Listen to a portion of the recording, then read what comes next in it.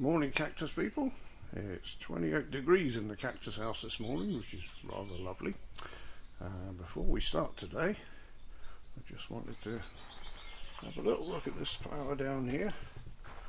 This is the Echinocerius nippellianus. Now, it's not every day that I get to say, hey, do you want to have a look at my nippellianus flowers? He's just opened for the first time today, never seen the flowers before. It's got another bud on it, but just these two at the moment. So a few more things coming into flower. Let's see, Mammillaria wronglabiali, which says Mammillaria carminae on it, but it's obviously not red, so I'm not sure what that is, but it's nice. And red-headed Irishman. Grunt Bear's keeping a close eye on the flowers there. And as you may have seen earlier on the picture I posted, Mammillaria boccasana, which has just started. And he'll probably be going till September, October, which is a very nice plant. Nice but don't touch. Well, the main reason today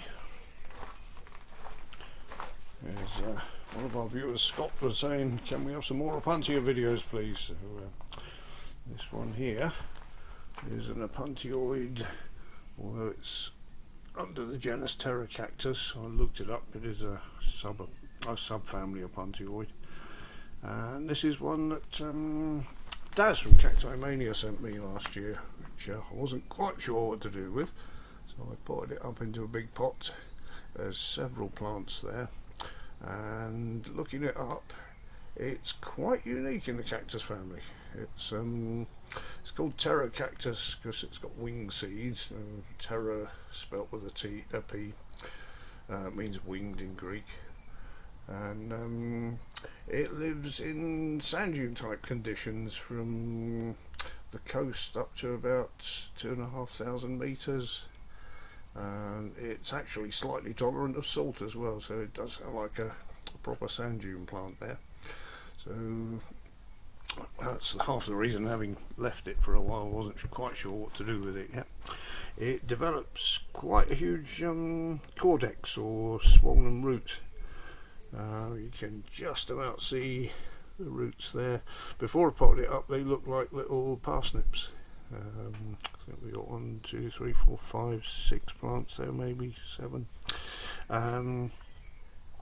So he needs a nice sandy mix. He likes to be well drained. It can tolerate frost quite well as long as it's dry. So for the mixture, I've got the stones at the far side. They have to go in the bottom of the pot. They're just for drainage. But I'm going to do a mixture of sand, grit, Ziggy's #1 compost with leaf mould 50/50, and just a handful. I'm not going to put all of these in. Slow release feed. It does like trace elements apparently, so a handful of those will go in. For the pot, I've made this planter up. It's just a simple wooden one out of some offcuts I had, nicely drained at the bottom. It'll have some more of the stones on as well. And I didn't just want to stick it in a plastic or clay pot and stick it on the bed, so I didn't think that would look very nice. So we'll find a place for that, and we'll be potting him up in a minute. Okay, the next thing we'll do is we'll get these out and have a look at the roots. Carefully bend it over this. So I only put these in last year, so I'm not expecting a huge root structure. No, they haven't really made the pot yet. But there's a bit of root growth on the top. And as you can see, like small parsnips, some lovely little tuberous roots there. Carefully put those down here. With the new pot, I've already put the stones in the bottom of that, so we'll be topping that up quite a bit, I think. looking at the roots, the depth of the roots.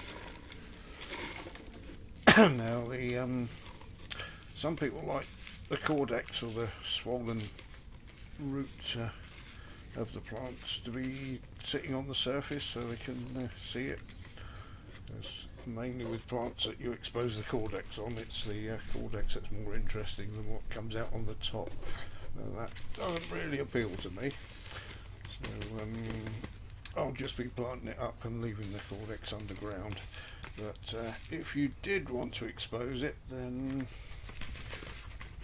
bear in mind that it makes all the root growth underground, and if you dig the thing up, the caudex will stop growing. So that will be the end of it size wise. Offering that up in there, that's just about right. So I'm going to gently wrong mix,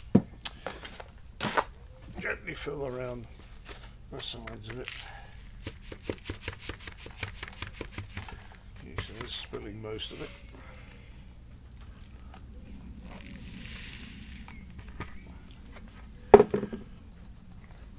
And that's just about got it there. I'm going to top the rest up with some grit, just to cover the roots properly. And have I got enough there? Maybe. Yeah, that's going to be lovely.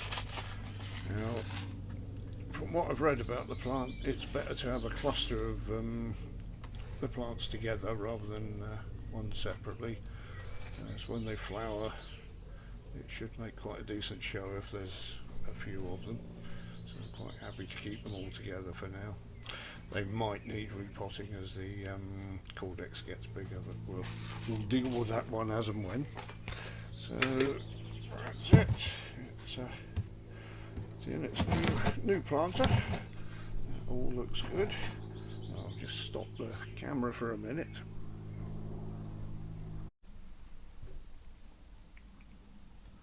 And there we go, everyone. Its new home in the corner next to the Opuntioid subulata. It should be quite happy there, and I can keep an eye on it. It's better than putting it right at the back of the bed where I can't see what's going on with it, because it's a very interesting little plant. And I made a new label for it, Teratocactus tuberosus, subfamily Opuntioidae, and on the back the date and time it was potted up. So hopefully I'll be showing you some flowers on it this year, later on this year, but if not, maybe next year. Thank you all for watching today.